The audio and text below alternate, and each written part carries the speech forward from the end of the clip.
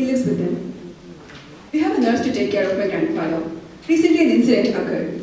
The nurse stepped out for a short while, and at that time, my grandfather had a heart attack.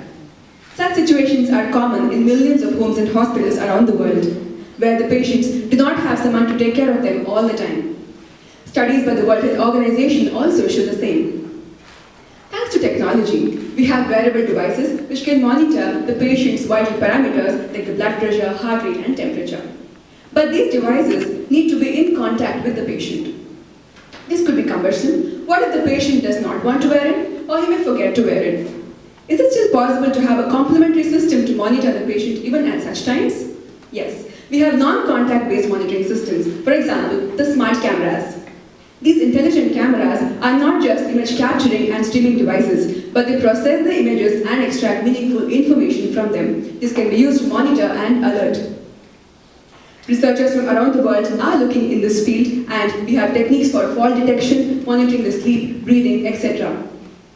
My work focuses on zooming into the face of the patient and monitoring his condition. But why face? In our day-to-day life, when we see people, we gather so much information about the person's emotions, feelings, and well-being just by looking at the face of the person. Like it is said, face is the index of the mind. In the context of patient, we can monitor conditions such as sleep, drowsiness, pain, expressions, and abdominal conditions too. Let us look at the technology involved. A camera captures the images of the patient, and image processing techniques are applied on them. In order to implement the whole system, a lot of processing power is required. It is not feasible to have a huge computer in every home and hospital doing these monitoring tasks, especially in villages where they just cannot afford it. So is it possible to have a small, portable, cost-effective device that can still monitor in real time? Well, this is the question that led me into my research.